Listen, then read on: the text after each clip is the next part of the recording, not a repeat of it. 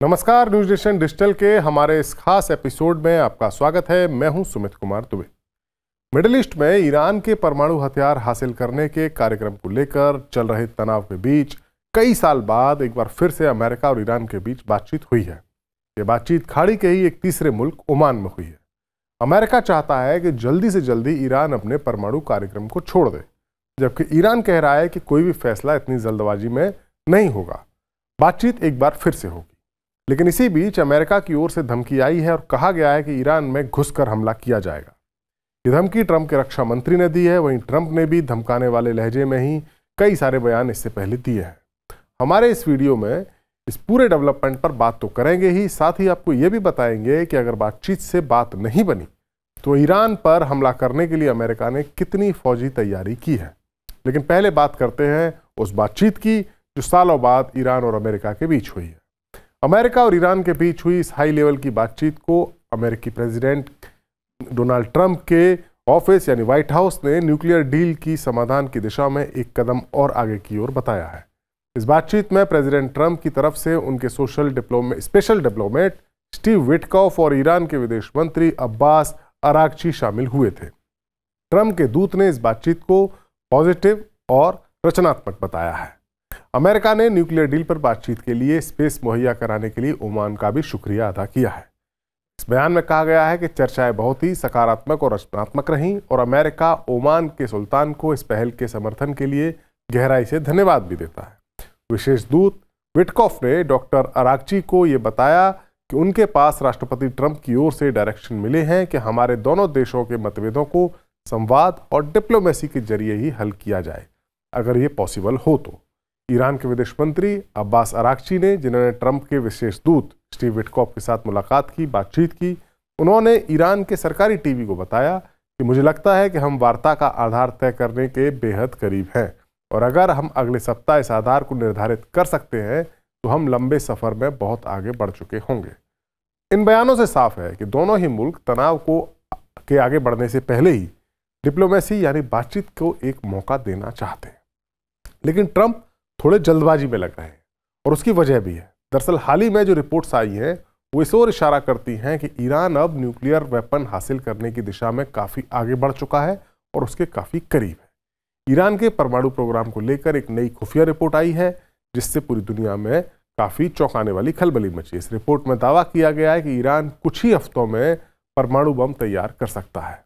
ये दावा अमेरिका की एक रिसर्च संस्था institute for science and international security यानी ISIS में किया गया है। ईरान हमेशा ये दावा करता रहा है कि उसका जो न्यूक्लियर प्रोग्राम है पूरी तरह से शांतिपूर्ण है, लेकिन इस रिपोर्ट में दूसरी कहानी बताई गई है।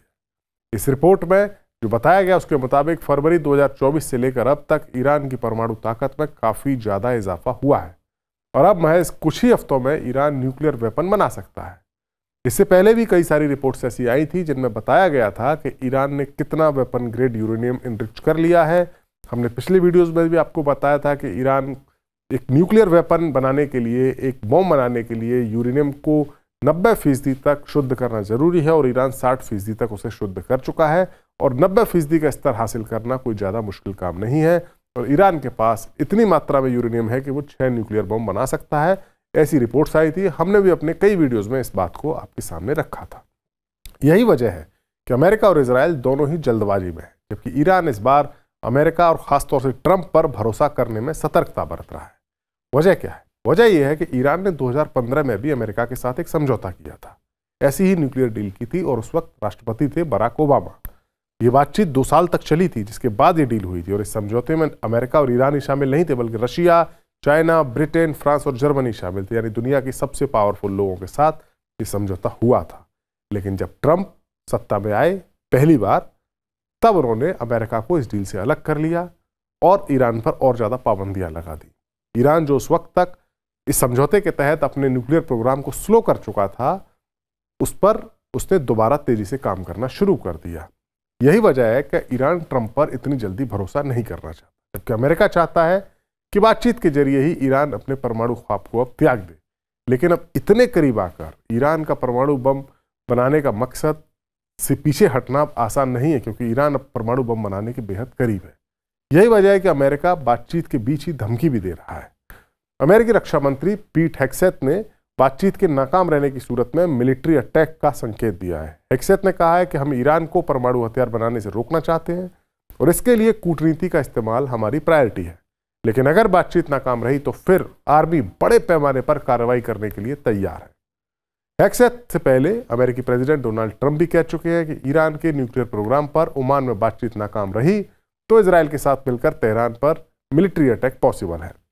एक रिपोर्ट के मुताबिक हेग्सेथ ने ओमान में ईरान के साथ हुई शुरुआती बातचीत को पॉजिटिव और एक अच्छा कदम बताया है। उन्होंने कहा कि प्रेसिडेंट ट्रंप कभी नहीं चाहेंगे कि मिलिट्री ऑप्शन का इस्तेमाल करना पड़े, लेकिन हम बड़े पैमाने पर आगे बढ़ने की क्षमता रखते हैं।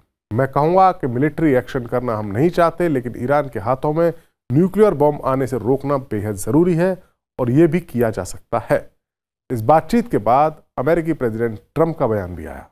उन्होंने कहा कि ईरान के मामले में जल्द ही फैसला लेने की उम्मीद है।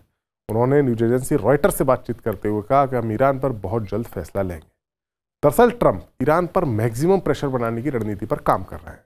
इसी के तहत उस पर कई सारी पाबंदियां लगाई गई हैं और इसी के तहत खाड़ी के इलाके में अमेरिका ने अपनी जोरदार फौजी तैनाती कर रखी है। वैसे तो इस पूरे मिडिल ईस्ट के इलाके में कई ऐसे मुल्क हैं जहां पर अमेरिका के फौजी अड्डे हैं, जिनमें Saudi Arabia, UAE, Kuwait, Iraq, Qatar जैसे देश शामिल हैं, लेकिन अब अमेरिका ने वहां पर एडिशनल फोर्स भी भेजी है। अमेरिका ने ईरान के खिलाफ जो मिलिट्री तैनाती शुरू की है वो सिर्फ एक सामान्य डिफेंस स्ट्रेटेजी नहीं है, बल्कि एक चेतावनी है।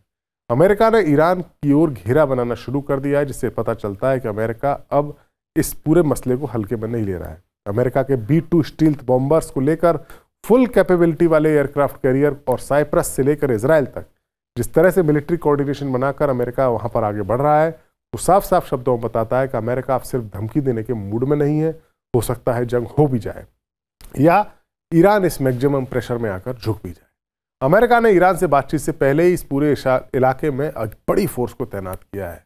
इससे आशंका बनती है कि बातचीत फेल हुई तो फिर जंग हो भी सकती है। अमेरिका ने हिंद महासागर में जो डिएगो गार्सिया द्वीप है वहाँ B-2 स्टील्थ बॉम्बर्स के 6 यूनिट तैनात कर दिए हैं। इसके अलावा इजराइल की डिफेंस के लिए 3rd air defence system missile तैनात किया है। और इतना सब करने के बाद अब अमेरिका ने अपने दूसरे एयरक्राफ्ट कैरियर को भी मिडिल ईस्ट की ओर रवाना कर दिया है। रिपोर्ट्स के मुताबिक USS Carl Wilson Middle East के करीब पहुंच चुका है, जिसमें 90 फाइटर जेट्स और 6000 से ज़्यादा आर्मर्ड पर्सनल वहां पर उसमें शामिल है। नई सैटेलाइट तस्वीरों से जो पता चला है उसके मुताबिक कार्ल विल्सन को मलक्का जलडमरू मध्य के माध्यम से वो हिंद महासागर में उसने एंट्री की है और अब वो और भी आगे बढ़ चुका है। ये USS हैरी ट्रूमैन जो पहले ही वहां पर एक विमान वाहक पोत वहां मौजूद है उसको ज्वाइन करेगा। ये दोनों एयरक्राफ्ट कैरियर में 90 फाइटर जेट्स तैनात रहते हैं। हेलीकॉप्टर्स का बेड़ा है जिसमें लगभग 6000 कर्मचारी एक एयरक्राफ्ट कैरियर में सवार होते हैं और इसके अलावा उसके सहयोगी लड़ाकू जहाज भी वहां पर मौजूद होते हैं। अमेरिकी मिलिट्री सूत्रों के मुताबिक इजराइल और ग्रीस के साथ भी अमेरिका लगातार कोऑर्डिनेशन कर रहा है। अमेरिका ने इस इलाके में 3rd मिसाइल डिफेंस सिस्टम को तैनात किया है, जो कि ईरान की ओर से होने वाले मिसाइल हमलों को नाकाम कर सकता है। इस सब इंतजाम के साथ ही अमेरिका ये भी प्लान कर रहा है कि अगर बातचीत नाकाम रही तो ईरान के परमाणु ठिकानों पर हमले की लीडरशिप वो खुद नहीं करेगा बल्कि इजराइल करेगा। ऐसा डोनाल्ड ट्रंप ने एक बयान भी दिया। और इजराइल जो कि लंबे समय से ईरान के साथ जंग करना चाहता भी है, लेकिन इजराइल अकेले ईरान के साथ नहीं भिड़ सकता है और इसीलिए वो अमेरिका की मदद चाहता है। जो बाइडन इसके लिए राजी नहीं थे, लेकिन डोनाल्ड ट्रंप इसके लिए राजी होते हुए नजर आ रहे हैं। यही वजह है कि डोनाल्ड ट्रंप ने ईरान को रोकने के लिए वहां इतनी बड़ी फौजी तैनाती की है। लेकिन ऐसा नहीं है कि ईरान कोई इतना कमजोर मुल्क हो जिसे अमेरिका और इजराइल आसानी से हरा दें। ईरान के पास भी अपनी मिसाइलें और ड्रोन्स के बड़े जखीरे हैं। रूस और चीन जैसे 2 पावरफुल देश उसके दोस्त हैं और हूती हिजबुल्लाह जैसे खतरनाक मिलिशिया इस इलाके में हैं, जो कमजोर भले ही हो गए हों लेकिन अब भी उनमें काफी दम बाकी है। तो अब देखना ये होगा कि अमेरिका और ईरान की दोबारा शुरू होने वाली बातचीत इस तनाव को कम कर पाती है या और ज्यादा बढ़ाती है। हमारा वीडियो आपको कैसा लगा कमेंट सेक्शन में जाइए और अपनी राय हमें जरूर दीजिए। नमस्कार।